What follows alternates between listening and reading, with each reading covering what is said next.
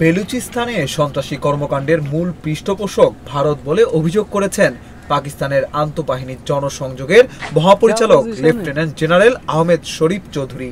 শুক্রবার এক সংবাদ সম্মেলনে তিনি এ দাবি করেন।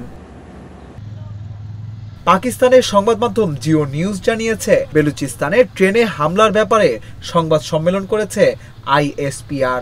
এখানে আইএসপিআর এর মহাপরিচালক লেফটেন্যান্ট জেনারেল আহমেদ শরীফ চৌধুরী এই ঘটনার জন্য ভারতকে দোষারোপ করেছেন। এই ঈদে জামা জুতো অ্যাকসেসরিজের ডিসকাউন্ট। লেফটেন্যান্ট জেনারেল আহমেদ শরীফ চৌধুরী বলেন, বেলুচিস্তানের সন্ত্রাসবাদের প্রধান পৃষ্ঠপোষক ভারত। জাফর এক্সপ্রেসের সর্বশেষ হামলাতেও তাদের মদত রয়েছে। এ সময় আইএসপিআর এর মহাপরিচালকের পাশে ছিলেন বেলুচিস্তানের মুখ্যমন্ত্রী সরফরাজ বুকতি। তাকে উদ্দেশ্য করে আহমেদ শরীফ চৌধুরী বলেন, বেলুচিস্তানে সর্বশেষ হামলা এবং অতীতে ঘটে যাওয়া অন্যান্য সন্ত্রাসী ঘটনার মাধ্যমে আমরা বুঝতে পারি যে এই আক্রমণের প্রধান পৃষ্ঠপোষক হল আপনার পূর্ব প্রতিবেশী।